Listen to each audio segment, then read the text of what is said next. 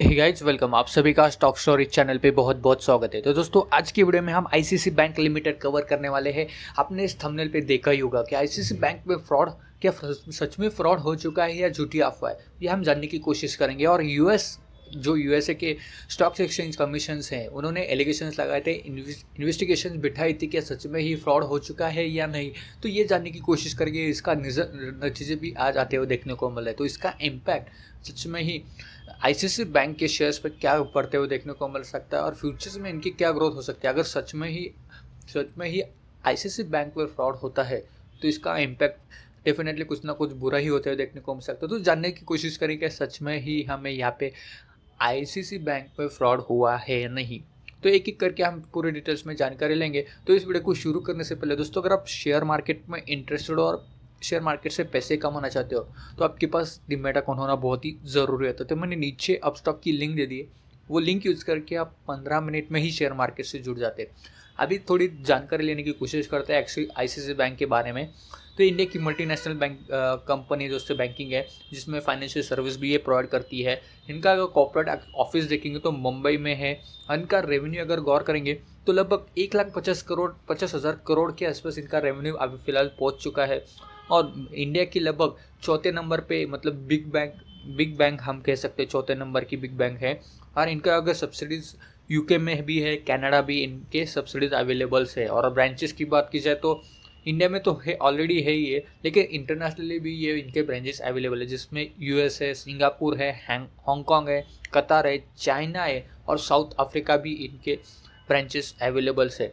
अभी बात करते हैं एलिगेशन के ऊपर, क्या सच में ही हमें फ्रॉड हुआ है या नहीं। तो स्टार्टिंग तो हम न्यूज़ के ऊपर से ही करते हैं। तो फिलहाल हम यहाँ पे अगर गौर करेंगे, मैं आपको बता दूँ कि ऐसा एक्चुअली में ये यूएस स्टॉक एक्सचेंज कमीशन है क्या। आप सभी को पता है कि इंडिया में सेबी जो रेगुलेटरी है, जो सभी के ऊपर नज़र रखती है, वैसे ही यूएस स्टॉक्स एक्सचेंज कमीशंस, उन्होंने यहाँ पे एलिगेशंस लगाए थे कि कुछ चार्जेस उन्होंने लगाए थे कि यहाँ पे जो लोन की रिकवरी अमाउंट है उस पर कुछ घोटाला आते हुए देखने को मिला। तो 2 साल पहले की बात है, उन्होंने 2 साल पहले ही यहाँ पे उनके आईसीसी बैंक के ऊपर इन्वेस्टिगेशन बिठाई थी। तो इसका नतीजा भी यहाँ पे न्यूज़ की तरह यहाँ पे गौर करेंगे। मनी कंट्रोल की वेबसाइट पे आपकी आर्टिकल मिल जाएगा। तो ICC bank says US SEC probe on lender loan impairment provision over, no action to be taken. मतलब यहाँ पे साफ साफ हमें ग्रीन शीट मिलते हुए देखने को मिल रही है। मतलब साफ साफ यहाँ पे जो यूएस है, यहाँ पे यूएस के जो स्टॉक एक्सचेंज कमीशन है, उन्होंने यहाँ पे मतलब यहाँ पे आईसीसी बैंक के लिए एक राहत की न्यूज़ बता दी है कि कुछ जो इन्वेस्टिगेशन बैठा थी उसका सक्सेसफुल हो चुकी है, कुछ हमें यहाँ पे मिला नहीं है। तो इसके बदौलत आईसीसी बैंक को ग्रीन शीट देखने को मिल रहा है। अभी नीचे भी और भी डिटेल्स में अगर गौर करेंगे तो यहाँ पे अगर गौर करेंगे जो कमीशंस बिठाए थे जरिए, मतलब स्टॉक एक्सचेंज की जो है US state security and exchange commissions saying that an investigation into a bank loan impairment provision under US GAAP conclude and SE does not intend to take any enforcement actions against the bank। मतलब यहाँ पे साफ साफ यहाँ पे कह रहे हैं कि यहाँ पे कुछ भी एक्शन हमें नहीं ले रहे, क्योंकि यहाँ पे उनको ग्रीन शीट मिल चुकी है कि यहाँ पे इन्वेस्टिगेशन में कुछ भी नहीं मिला जो कि ऐसा एलिगेशन लगा सके या फ्रॉड्स हो सके ऐसा बताने के लिए। तो अभी साफ साफ तो यहाँ पे इनके लिए अच्छी खबर है आईसीसी बैंक के लिए और आईसीसी बैंक के शेयर होल्डर के लिए।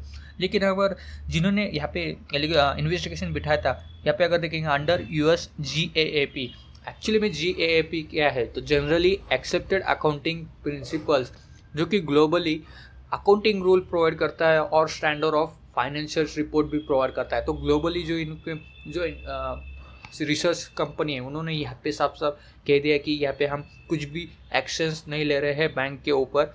तो यहाँ पे एक अच्छी खबर हो सकती है। और अगर ये बात कभी की है तो मैं आपको बता दूं, जैसे मैंने पहले भी कहा था कि 2 साल पहले की बात है। तो अगर बात करेंगे तो जुलाई 27, 2018 की बात थी, क्योंकि उनको यहाँ पे इन्वेस्टिगेशन के लिए, इंफॉर्मेशन के लिए मतलब रिक्वेस्ट भेजी थी कि यहाँ पे हमें जो इन्फॉर्मेशन चाहिए वो आप यहाँ पे देना चाहिए। तो इसके बदौलत यहाँ पे SE investigation staff link to timing and amount of a bank loan impairment provision. Actually में लोन इम्पेयरमेंट प्रोविजन एक्चुअली में है क्या। तो अगर आप गूगल पे भी सर्च करोगे तो आपको मिल जाएगी डेफिनेशन। तो डेफिनेशन साफ साफ है, सिंपल है।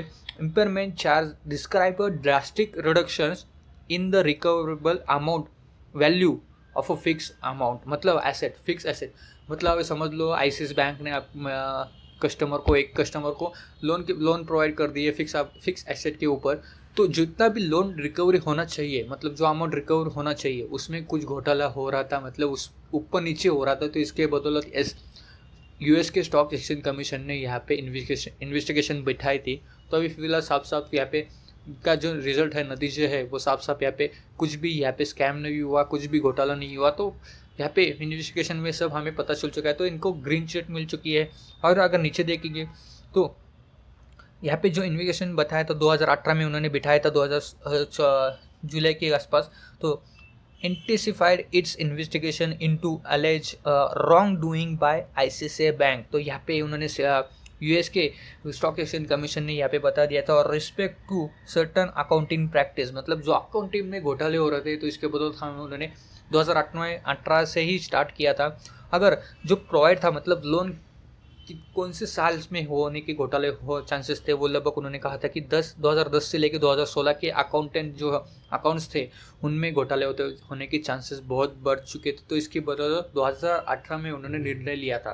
तो अभी फिलहाल 2020 में उनके नतीजे आते हुए देखने को मिल रहे हैं। तो इनकी इम्पैक्ट अगर देखेंगे, इम्पैक्ट आज के दिन हमें इसका बाजार में क्या पड़ते हुए देखने को मिल रहा है। तो करंट मार्केट प्राइस अगर आईसीआईसीआई बैंक का अगर हम गौर करेंगे तो 397 के आसपास ट्रेड कर रहा है। 3.10% के आसपास इसमें गिरावट देखने को मिल रही है। मतलब यहाँ पे बाजार ने साफ साफ सेंटीमेंट जो पकड़ा था कि इनके ऊपर इन्वेस्टिगेशन बिठाया था, वही पकड़ाते हुए देखने को मिल रहा है। तो अभी कल के दिन अगर बाजार अच्छे, मतलब जो पॉजिटिव इनका नतीजे आए थे वो लेता है, तो डेफिनेटली इनमें हमें और भी तेज़ी आना मुमकिन हो सकता है। क्योंकि ईयर टिल डेट की बात की जाए तो यहाँ पे अगर गौर करेंगे तो 6 महीने से जो इनका सब रेजिस्टेंस लेवल था, जो वो 420 का है, उन्होंने 6 महीने से ही अपना रेजिस्टेंस ब्रेक ही नहीं किया।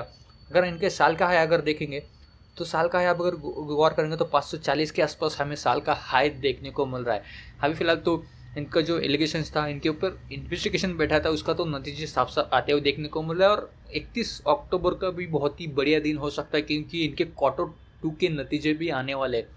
तो उसके बाद हमें और भी तेज़ी आना मुमकिन हो सकता है। तो कल के दिन हमें यहाँ पे नज़र रखनी चाहिए, क्या है इसका मार्केट कैसा सेंटीमेंट लेता है, क्या पॉजिटिव सेंटीमेंट लेता है, ये नहीं हमें जानने की बहुत ही यहाँ पे उत्सुकता हो रही है। क्योंकि अगर देखेंगे यहाँ पे फ़ायदा रिटेलर निवेशक यहाँ पे फ़ायदा उठा रहे हैं, भर भर के यहाँ पे माल उठाते हुए देखने को मिला है। क्योंकि बहुत ही बढ़िया कंपनी है दोस्तों। क्योंकि अगर निवेश करना है बैंकिंग में सेक्टर में, अगर निवेश करना है तो ऐसे भरोसेमंद बैंक के ऊपर ही आपको निवेश करना होता है। अभी फ़िलहाल सही टाइम है। अगर जिन्होंने मौका गंवाया है या मौका नहीं मिला तो उनके लिए यहाँ पे सही टाइम हो सकता है, और जिन्होंने निवेश किया तो उनके लिए यहाँ पे होल्ड करना ही बेटर। क्योंकि 31 अक्टूबर के बाद यहाँ पे जो उनका नतीजा आने वाला तो वो बेटर ही आते हुए देखने को मिल सकते हैं। तो ऐसी आशंका भी ब्रोकरेज हाउस जता रहे, तो इसके बदौलत हमें और भी रैली आना मुमकिन हो सकता है। तो एनएससी के ऊपर अगर हम डिलीवरी की बात की जाए तो फर्स्ट ऑफ ऑल तो डिलीवरी देखते हैं आज के दिन कितना भर भर के रिटेलर निवेशकों ने माल उठाया या नहीं। तो यहाँ पे अगर गौर करेंगे 2 करोड़ के आसपास क्वांटिटी ट्रेड होते हुए देखने को मिल रहा है, उसमें से लगभग 35% के आसपास डिलीवरी उठाई है। मतलब यहाँ पे रिटेलर निवेशक साफ साफ जो गिरावट का यहाँ पे फ़ायदा उठा रहे हैं, क्योंकि उनको भी पता है कि कंपनी अच्छी है। इन्वेस्टिगेशन का जो रिपोर्ट आया है उस हिसाब से तो इनमें कुछ भी घोटाला नहीं। तो एक अच्छी कंपनी हमें यहाँ पे देखने को मिल रही है, जो कि कम भाव पे यहाँ पे ट्रेड कर रहा है। फिलहाल इसका हाई देखेंगे 550 के आसपास देखने को मिला, वो भी 2019 में, और इस साल का हाई लगभग 540 के आसपास था। तो अभी उन्होंने ब्रेक नहीं किया, तो अभी फिलहाल चांस देखने को मिल सकता है, और डेफिनेटली इनमें तेज़ी आना मुमकिन हो सकता है। क्योंकि ईयर टिल डेट से उन्होंने जो उनका सपोर्ट रेजिस्टेंस था ऊपर की तरफ 420 का है, वो जल्द से जल्द हमें टूटते हुए देखने को मिल सकता है। तो फिलहाल यहाँ पे अभी फिलहाल खरीदारी का सही मौका हो सकता है। अगर कंपनी इंफॉर्मेशन में इनके फाइनेंशियल रिजल्ट देखा जाए, मार्च की अगर रिजल्ट देखा जाए तो हमें जून के क्वार्टर में वो लगभग बेटर ही रिजल्ट देखने को मिल रहा है।